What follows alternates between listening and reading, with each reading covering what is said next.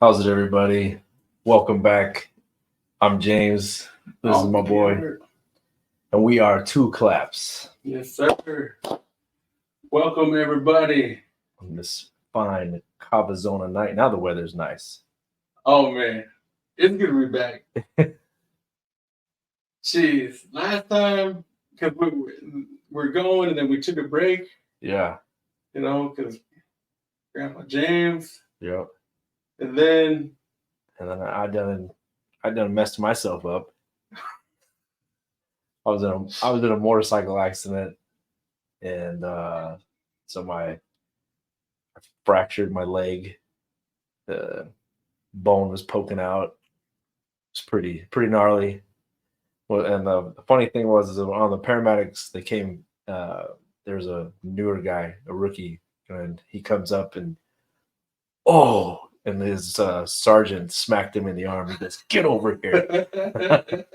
I'm like, I guess they didn't go over, you know, bedside manner. I mean, like, hey, it doesn't matter what you see. You never come up to a scene like that. I mean, I already knew it was bad. My leg isn't supposed to look like that, so I already knew it was bad. But I, I just thought it was funny. Is I even some of his other guys, I don't know their titles, but I looked over at the sergeant and I was like, "Hey, is little guy all right?" And he goes, "Oh, you heard that?" And I'm like, "Yeah, I didn't know if he was puking on the over on the side." And they all started laughing, and he just had a clipboard in this hand, and he just put his head down. I was like, I'm like, well, you either laugh or cry, and I was choosing to laugh in that moment. Man. Yeah, they gets my mind going in a lot of different directions with this, right? So, writers, right? Yeah, How did you get into writing? it's just something that I always wanted to do. Like, um, man, ever since I'm aging myself, but I think there was a show in the '80s called Street Hawk, where this dude had this. I think it was the answer to Knight Rider, but it was a motorcycle. So I just remember. I don't remember watching it very much. I just thought motorcycles were cool, and I watched Easy Rider Yeah. when I was a kid, but I watched it on TV. And then later, when I got streaming services, I watched it, and I was like, "Whoa, I don't remember this stuff because it was on TV." When we were kids, the editing was, we didn't see stuff like that. So I just love motorcycles, and I had a Harley. My wife bought me a Harley, a Heritage Softail, for our 10-year anniversary, and then I sold it to move to Hawaii, and then came back, and my pops had one, and he didn't get to ride it very much. So you have to ride it. So he let me ride it, and he's probably not gonna let me ride any motorcycles anymore. But yeah, he let me ride it and take it for a spin. And I just I guess I didn't see the dry rot that was on the tire, and it was in a spot that it must have been on the floor at the time. And the I kind of felt that there was something a little wrong with forks, but I didn't. It turned well. It didn't shake on me, so I figured that I was okay. I was going about 30 miles an hour, and I was coming to a stop sign, and I could feel I was losing control. Put my foot down as I was wearing my Jordans, and I could hear the screech of my sneakers hit the floor. The first thing I could think of was put your foot back up. And so I put my foot back on the floorboard. And I remember because when I did that, I also hit the shift and I shift down to first gear. And and then the next thing I know, I'm sliding and I could feel something pulling on my leg. But I just assumed that was because I hit my leg pretty hard on the pavement and I'm skidding. Unfortunately, two people passed me and I'm waving for help. And they just looked at me, kept going. And so then I was like, okay, well, did my phone come out? Nope, found my phone. And I started uh, dialing 911. And right as I got a hold of the person, I told them what happened and I told her my name. And then she's like, "Is there anybody else involved?" And as soon as she said that, the pain started to set in. because when I got the bike off of me, I knew I was in the middle of the road, so I had to get out of the road.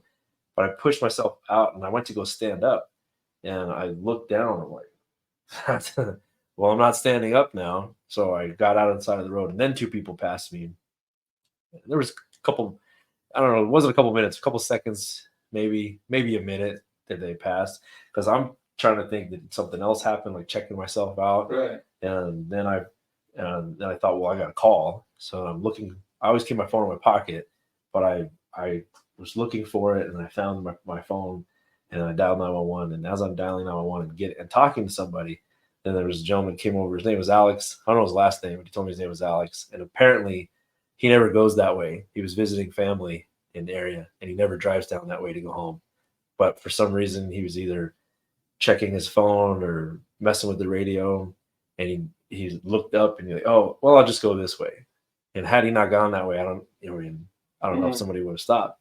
But he stopped, and he grabbed the phone, and the moment he took the phone and started giving the 911, that's when I was like, oh, this sucks. This hurts. But he stayed with me until so shout out to Alex, whoever you are, wherever you are. I appreciate it, man. No, shout out to the booty call that Alex was getting in. I don't normally go this way. I just have, babe, I promise. This is the first time. Yeah, it was crazy. It was crazy. Surgery the next day. Well, they set my leg in the emergency room. And what kind of break was it? A fracture. No, I can't remember. Compound fracture. I don't remember. So many of those terms in my head. I don't remember. The bone snapped, twisted my ankle, and the bone was poking out of my leg. Okay. My wife just told me what that was too. Because somebody at church today asked, and I couldn't remember what it was called. But anyway, they reset my leg, but in the emergency room, they were checking me out, and I could feel like I had road rash, some couple of pebbles inside my elbow that they were taking out, and I was telling the doctor, like, I need you to reset my leg, please, and because I was starting to not feel it. Because every time they would go over something, they would touch my toes, and I could feel it. But the way that this nurse, she touched my leg into my toes, but I couldn't feel it here, but then I could feel it towards the toes. And so I was concerned that, there's no more blood flow and I'm going to lose my leg. So I'm asking to reset it. And he's like, no, we're still evaluating you. We're going to get to it. And I just got to get you pain medicine, because you have to have pain medicine because it's going to hurt. I'm like, it already hurts. It already and hurts. I don't care if it hurts. I mean, I'm already in pain. I just need you to set it because I need to feel my leg again. And I don't know, it felt like a couple of minutes. And I was like, sir, you need to do it or I'm going to find somebody else that will. And he did. And I just grimaced. And he's like, dang, you Polynesians are tough SOBs. Obviously, he used other words, but. Well, it's funny because, like, when you started that story with the officer there, and he didn't have his poker face, right? And that's where my mind went to. Well, it was the paramedic. Or the paramedic. Yeah, and I was just like, man, I'd love to play poker against that guy. Because that's easy pickings, right? Oh, for sure. But it's like, yeah. He apologized. I don't know if it was on his own accord or if his superiors said, hey, you need to go tell him sorry. So he apologized as I got into the ambulance. And he was like, hey, man, I'm really sorry. I just never seen that in person. And I'm like, no, it's cool, man. You got to make sure that you don't do that for just anybody. Like, you have to keep your composure. And you can see his buddies, and they're cleaning up. You can see his buddies just like so disappointed, and they're rookie. They're just so disappointed that he was like that. He acted that way. So every time I tell that story, medical professionals, they give me this like, how could he do that? They were kind of offended for me. I didn't get offended. I thought it was funny, and I don't know why. I have a sick sense of humor, I guess, but it was hilarious to me. Like, man, this guy can't cut it. Oh, jeez. Poor guy. I know. So what medications, like, well, what's your recovery like? What's your road recovery look like? first they said 6 months before I could walk without unassisted and run, and then based on the screws and the plates that they put in, and just because I had broken my ankle before, just not that bad, and they had to get rid of some scar tissue and some calcium when they were in there. Yeah. And I opted to be the next bionic man, but they didn't like that. So RoboCop. and I was like, oh, I guess only Lee Majors gets to have, or Lee Majors and Lindsay Wagner. But anyway, now it's about a year, they think. So I just it hit me pretty hard.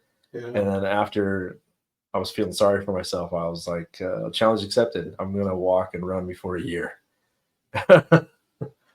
You and Aaron Rodgers Yeah. making a comeback, man.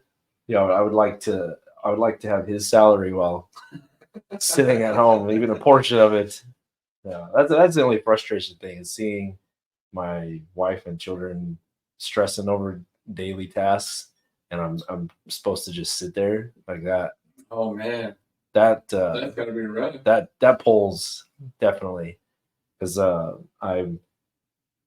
pride myself on reading people, and I can just see it all over their faces, and that's what really. Oh man, I mean, that really field goal kicks the center regions. I mean that's tough for me. It's really tough. Talk about it. Was it worth it? I mean, I would do it again. I would ride again. Yeah. What would you change? I wouldn't have. At that time, I wouldn't have gone with the bike at that time. So I still would ride, but I had another option. I could have driven my daughter's car. I would have taken her car, but sometimes she doesn't like me taking her car. Yeah. And so I just didn't want to upset her that I did that. So I was just like, I have the motorcycle. I'll just take the scoot. Because the precautions, right? Because it wasn't even your bike. Mm-mm. Maybe that's the thing. Maybe I ride other people's bike. Maybe. Yeah, ride my own bike. Well, I found out he was trying to sell it, and he took the Guardian bell off. So my friends are big time riders and have been riders for a long time. And my uncle, my dad's younger brother, when I told him that the Guardian bell was off, and he's like, "Oh man, that brother of mine." So, I mean, I'm not superstitious, but I am a little stitious. Yeah. And, I didn't know that was gone. So there again, if I would have seen that gone, I never would have sat on it, because that's just the nature of the beast in that respect. I mean, that's how it was in sports too. About motorcycles or anything like that. Cousins ride, brother rides. Mm-hmm. They're talking to me all about all this stuff. I was like, I don't even know where to start. Like, what's your advice to me? Like, if I'm gonna get into riding, where should I start? I would start at maybe a Honda. A Honda Shadow is a good starter bike. Why? Because of it, you're not pulling a lot of CCs, and it's not very expensive. Because I know that everybody wants 1100 CCs, 1300 CCs, but you could get a Honda Shadow 550 or a 750 or even an 800. That's enough power, Yeah. You don't need the hog. Right. I mean, I've ridden Hondas. My uncle has a room. I got to ride that. I've ridden dirt bikes. I've ridden crotch rockets. I mean, they're cool. They're neat, they're cool, but that's not. I'm more of a cruiser. I can't. Like I don't know. Vulcan is another one. It's a good bike for starters. What's the goal? Like, I ride this bike. Like, to me, makes no difference. Mm-hmm. If I'm riding that versus something that has, I don't know, 12,000 cc. Like, what am I going to learn riding that Honda? Riding the Honda, you're going to learn respect of the beast, because you're going to want to go faster. It's just, I mean, I've known you for a long time. I know you and let's go a little faster. Mm-hmm. But you can only go so fast on the Honda. So and then that's one of the reasons why I didn't get a motorcycle, because I wasn't mature enough to leave my emotions at home and like, that's a mode of transportation. That's a a time to be by yourself and be alone, because you're pretty alone. There's no protection. I mean, I have crash bars, which probably helped save my leg even more. But I mean, and even knowing how to take the fall, I still somehow my leg got twisted up in the pavement in the bike, and it won. So I get a Honda, right? I practice falling. That's what I mean. That's what they do with police officers. They practice falling all the time to where your thigh and your shoulder take it. Oh man. But the natural thing is, if you're falling, you try to stop yourself. And that was one of the things that I knew my foot went out because I could hear it. And so I would quickly put it back. And with the helmet that I was wearing, and that was another thing, protective gear. Before, if I rode in the daytime, I didn't wear a helmet because I liked ride up to Tortilla Flats or even riding out in the East Valley. Just being able to look around at certain things, you notice things more as well, instead of being on four wheels, regardless of the type of vehicle. Right. So my cousin has a bike. We rode a couple times because they have motorcycles on Main and Mesa. Is pretty fun. But for me, I just thought it's so independent. Even before I owned a motorcycle, I was always aware of motorcyclists, but that's a huge thing that people now, especially with all the electronics that people have, there's more distraction, but so that's why I liked the Harley, because it's loud. So there's Harleys and there's Indians, the Indian motorcycles, which is another great manufacturer, but it's loud. Like the louder the better. Yeah. There's sometimes where I would be riding and I'm in my lane and I'm in the middle, but I see a car. Maybe I don't know if they're tired, if they're on their phone, or if they're talking on their phone. Yeah. I don't know, whatever the case may be. They are starting to swerve. So when I'm coming up to them, I'm holding the clutch and just giving them a little rev so they know, oh, that's coming from somewhere. Where is that? Because people either don't care or they just don't realize that there are motorcyclists out there. Yeah. Well, it's out of the ordinary. It's part of their blindness. They can't see it. In Arizona, you could ride all year. Yes. So, especially right now. Yeah. I mean, once again, it's so beautiful out. I mean, I was riding in July. I mean, it's hot, but. So that's the problem that I would have is in July wanting to put a helmet on. Yeah. My helmet is a full face helmet, but you can lift up a portion of it, and there's a nice airflow. Because it's pretty hot. So when I had the bike in the summer, triple digits, I had a water pack on me, just so at any moment I could just sip some water. Yeah. Well, that's funny because now I'm thinking the camp pack how it has a cold water in there, have it circulating through your helmet. So that when you take a drink, the cold water. That's actually pretty smart. But I would have this cloth that you put it in water and then you put it over your head, and just a little air hits it. It feels like it's a fan. So I mean I used that when I was doing pest control as well. But I had ATVs growing up. We had a Honda. I rode ATCs. Like whenever you go to father and son, somebody would have a dirt bike. Like, hey James, you want to ride? I'm like, sure. So I like motorcycles. So that's interesting because I don't know who put it in my mind, right? But then they was like, hey, you ever think about how you're gonna die? And I'm like, So at an early age, I started thinking about how I'm gonna die. And for some reason, it was me riding off a cliff. Really? I don't know why, man. I don't know why. Huh. But now it's like all those 50s movies that we maybe that Daredevil. Well, it's funny because you mentioned the watching movies from back then, but watching TV version where it's like, safe for TV where you can watch it. Yeah. Like I didn't know there was nude scenes in Easy Rider. Right.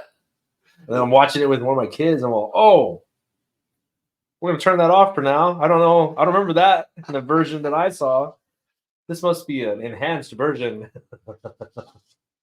Well, there's a couple things. I swear, these companies, if it's like an old school movie, if it wasn't rated R, then they made it G right now. Yeah. Like they re-rated it. I swear they re-rated it. Yeah. Because I don't know.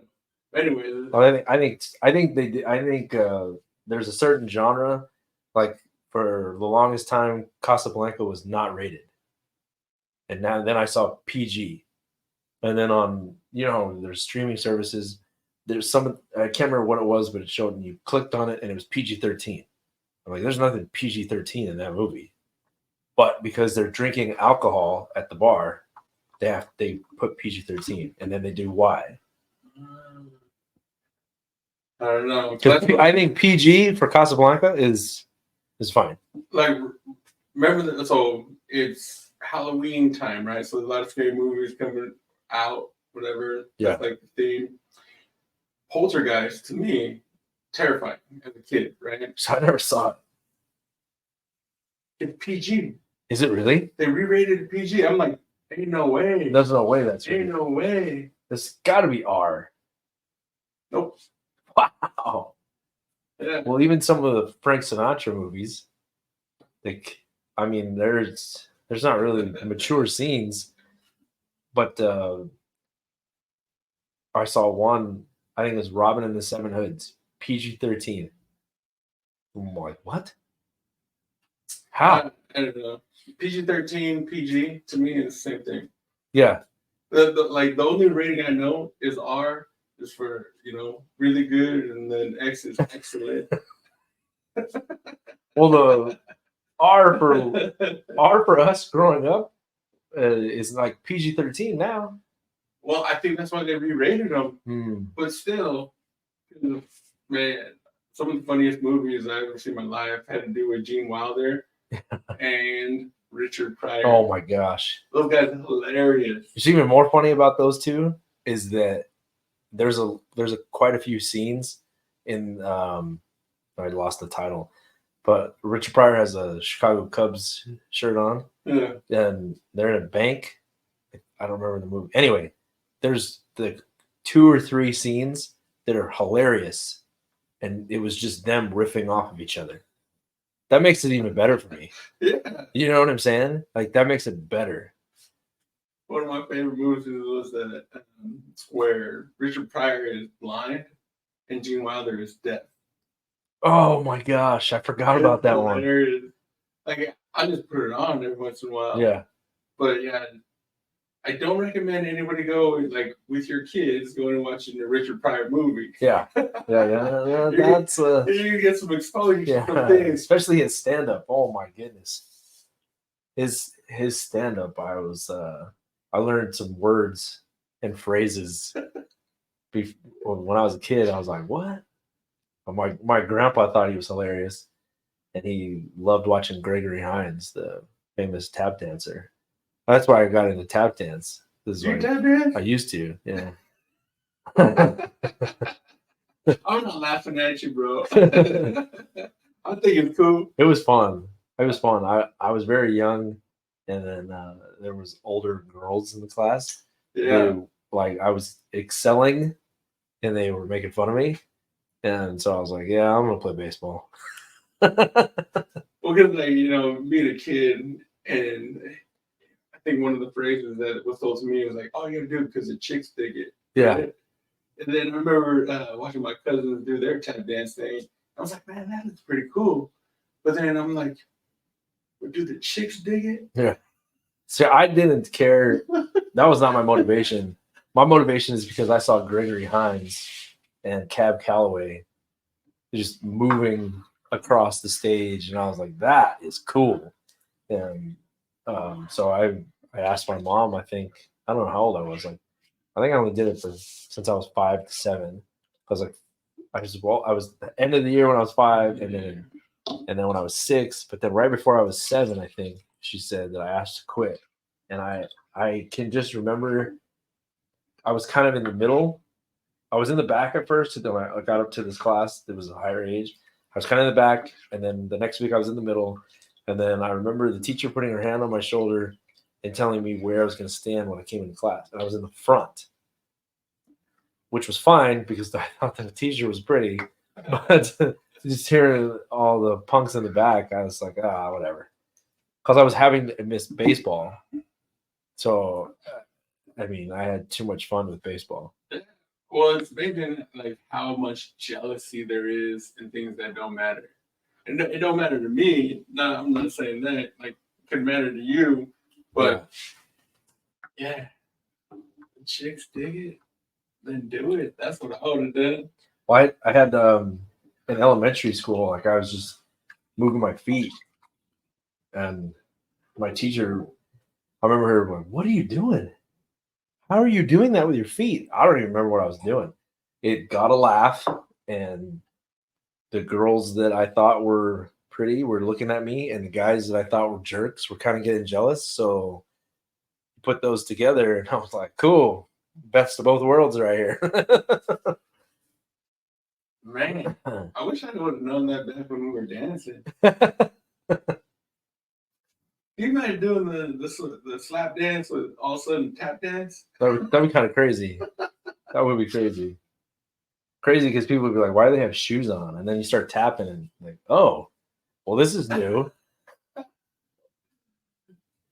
Because like, okay, around in the Tongan attire, right around our ankles, we have this thing that when we start tapping, it sounds like rain, like.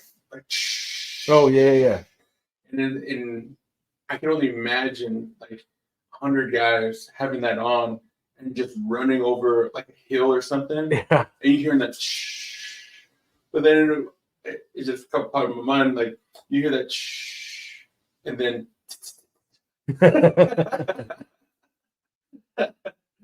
Little tap tap tap tap. You're like, what the heck is that? Yeah. That was I enjoyed it, and I think if I would have told my parents why I wanted to quit, and not if I would have told them, well, because some of these people are making fun of me, and I'd much rather play baseball. I think that they probably would have moved stuff around. Yeah. Because I mean, they always said like don't quit. Like my pops always told me don't quit, and so if I had a good enough excuse, well, I'm not quitting. I just don't want to do this right now because I'd rather do this, and then that was more acceptable. So, but if I would have told them the truth, they'd be like, well, you're excelling in it. Why are you quitting? And then when I was in high school, people were like, whoa, that's cool. Like when they found out I could do the fire knife and do Polynesian dances, like everybody was like, whoa. So, I think it's just a phase. Like it's just up and down of like, whoa, that's not cool. Wait, actually it is, so I don't know. It just. Are you gonna introduce the fire knife to your boy? Oh yeah, sure. My daughters want to do it. What age? He's a little rambunctious right now. So fire. Matter of fact, try to burn my wife's guitar. Well, maybe it is a good time to just teach him so they can get that respect. Because that fire respect, like if you're safe with fire and you can respect fire at a young age, that's a lot of maturity that comes out of that. Yeah. He, I don't know. My dad introduced me to it probably about 5 because he was performing. Mm-hmm. And so when we would go places and we'd stay for the night or stay for a couple nights, and he performed 1 night, 2 night, 3 shows, whatever. And so I was like his roadie. I set up his knife, had the towel ready when he came off stage to help him put it out. I had he wore a different necklace while he was performing. He had this headband that he would wear that he got when he was younger. Like he had a certain lava that he wanted to wear. So I mean, I was the one in charge of getting that bag ready. He had a little brown leather bag that he would have that was the fire knife bag. So I thought that was, he put me in charge of it. I felt hella special. Have any stories where things just didn't work out with fire knife? for me, I don't remember any for him. I mean, like he's dropped it for him. If he drops it, it's bad. I did a wedding, and it was the first time that me and my wife we did our own thing, and we put on a wedding. We had the Papalis, and the Papalis came and helped us, like Micah, Taryn, and Caleb. They came to dance for us and helped, and then Jasmine, Victor and Eleanor's daughter, Puafua, she did the Hawaiian wedding song for us because she dances it so beautifully. I the first person I thought of, and so, but I did the fire knife, and I had soaked it in. I soaked it a little too long, and then I didn't let it dry to where it's not sopping. What did you use to soak it? Gas. Just gas? Yeah. What kind of gas? Just like unleaded? Unleaded, yeah. Man, come on, bro. That's not what you're supposed to use. Well, sometimes I didn't have kerosene with me. That was your problem. Yeah, we use gas all the time. That's what we use. Oh, but I soaked. It was new felt. So I soaked it a little too much, and I didn't. I could when I took it out of the bucket, like I'm shaking it, and I could hear it that there was too much in there. Yeah, and I was like, crap. I mean, but I have no choice. I'm the only one that's doing, or no, I think Micah was doing a fire knife too, but I was the last one, and I'm like, oh crap, because I could hear the number winding down to where he was done and I was gonna go. So I put it in my mouth, and when I put it in my mouth, I could tell there was way too much, but I was able to light it in that way, and I almost didn't, but I was like, no, I was too amped up. I had to. So while I'm spinning it, so I could hear some of it fall and hit the ground. Yeah. And then I spun it again, and it lit in front of me a line, and I was freaking out because Oh, that's the first time you did that? Yeah. Oh. And I was unintentional, but everybody thought it was amazing. But I'm freaking out because I couldn't tell. I couldn't see where it ended. So I was worried that it's moving towards the audience, or there was some decorations that were in front of me too. I was worried it was moving towards the decorations because it was so much. In the beginning, there was so much fire, and I couldn't really see. So as I'm turning it, and then I did other things where I brought it and around, and so I could kind of see where it was. And then finally, I could see that it was just in front of me. Wait, so, what was the atmosphere? It was an outdoor wedding reception. So were you in the grass? Were you in cement? Cement. Yeah. So it wasn't that bad, but they had the decorations were flammable. They were close. So I was like, oh my gosh. But anyway, it worked out. And then like 4 years later, I saw that when they did the fire knife competitions in Hawaii, like that's what they do. And they're oh, dang. We used to always do that. Who's got video of me doing that? Nobody had video. Like, dang it. Me, David, and Vanya Malia, we would always do that. Yeah. I always like the grab. But it's funny. Well, buys a pyro, man. One time I was doing it for my school. We were lighting fireworks on one of the dances, one of the practices. Yeah.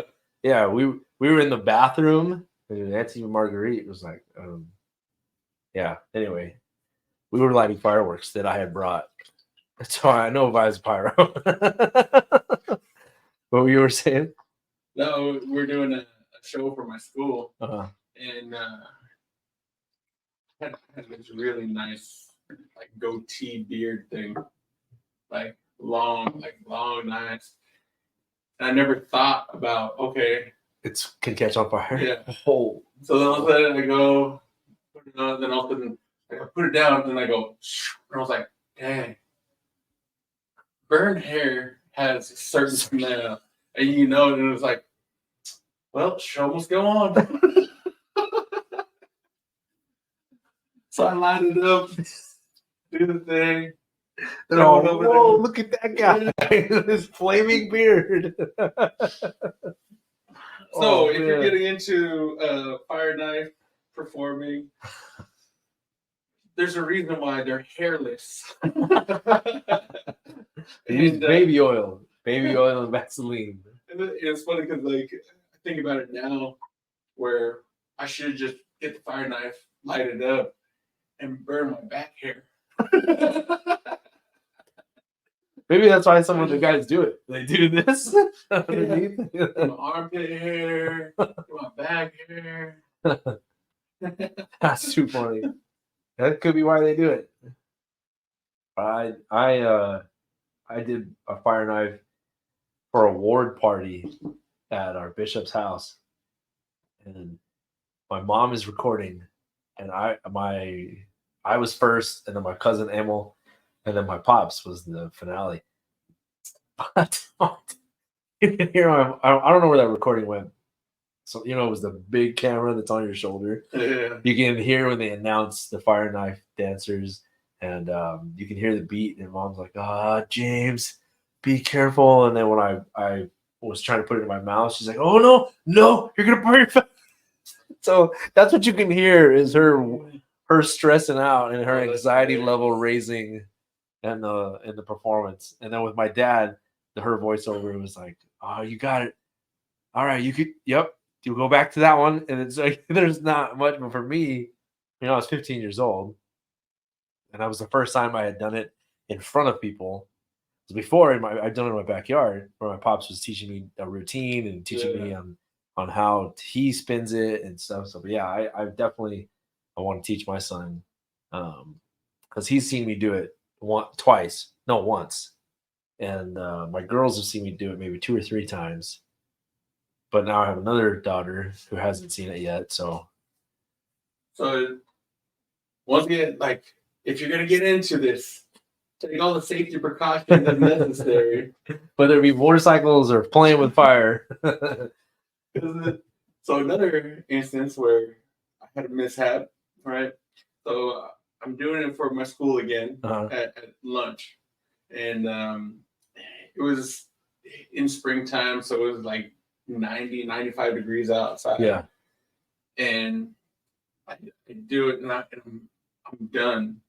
And then I put the towel over, but I never dampened the towel or anything. Oh. So I had it on there, and I'm picking it up and walking around, and then people start yelling at me.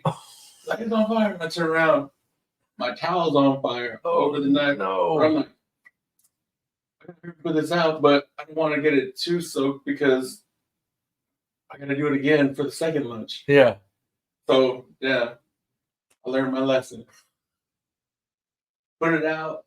Then the second one, because it was hotter outside, and I absolutely burned myself. But it wasn't that bad. Still put it out, but yeah. Oh, the other thing too is I recommend getting a routine and keeping a routine, because don't try to mix it up mid-show. Yeah. I was freestyle. I freestyle everything. Like, there's some things that I knew, like, okay, this just felt right. I'm going to go this way. But basically, like, the stick controlled me instead of me controlling the stick or the knife. And wherever it went, I'll just chase it and mess around. And if I get messed up little, I just throw in a little tongue in something. And then they're like, oh, okay. But they couldn't tell. Yeah. That's funny. That the last performance, I'm always used to going before my dad, and then on our award luau, he's like, I haven't done it in a while, so I'm gonna go before you. And I was like, what? And so I'm watching him because that's what I always did, was watched him, and I go and do the performance. I do my performance, but he didn't see half of mine because somebody in the because our knives were where we put our buckets were pretty close, and I guess one of the kids knocked it over on the towel that we put it out in, or his towel. So when he's putting it out, it just engulfed in flames. So there was like a patch of grass at this guy's house that went up in flames almost. And I was like, man, are you serious? So there's another instance over there in Oh my goodness.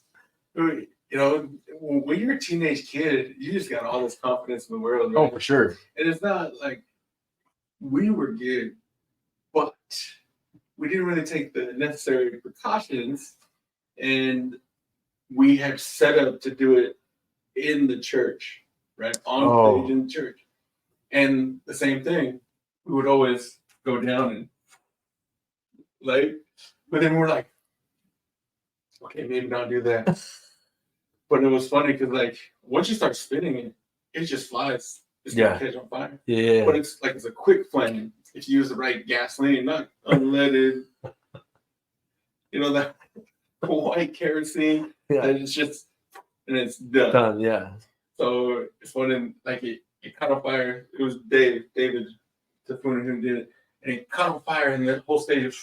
Oh man! And then Juice Fatui, his dad. So his thing was always taking care of the church building. Oh. So he ran up and told everyone, "Get back, get back, get back!" And then here's David just doing his thing. I was like, "Show must go on." He's like, "Uncle, you're in my shot, Uncle." Yeah, show must go on. Good times, man. Good times. I think I used to try to put like the costume where it's the dried grass, but I forgot I had dried grass on my up here because it was on my feet and on my legs, and I didn't. It wasn't dry. It wasn't that dry. So, but I didn't think of the first up here was drier than what was on my legs. And when I had put it on my feet and kicked it up, it kind of tapped my chest. And then I'm spinning, and I'm like, man, it's kind of hotter. And then I go to do it behind my back, and I'm like, well, why do I feel fire in front? And I happen to look down, and it was like, because I was moving, and it was a small piece, but it was moving, and I was just like, but my goodness, it could have been a lot worse. Yes. So it could have been a lot worse. That was the first time and the last time that I ever had. I'll have a necklace, but nothing that you see like at PCC or at the Polynesian Culture Center. I don't wear that stuff anymore. Oh, I'm first and last time because I'm too. I don't know. I'm not burning myself. Well, one, people aren't paying. Yeah, to see me. Exactly. That's also I'm doing this as a volunteer. Man. Mainly for some of the strictly Palangi Award luau's. Yeah. I'm just getting a plate of food. Yeah. I mean, I can entertain you. You'll smell burnt hair, but well, we hope you enjoyed this episode of Two Klapz. I guess the biggest takeaway from today is make sure you use safety precautions. Safety first, then teamwork. Oh man. Here he is. Motorcycle accidents. Us as kids. We don't tell you these things so that you go out and do it. Right. We want you to be better than us. We want you to learn from our experiences. Well, that's it. Two Klapz Kava podcast. Chiming out.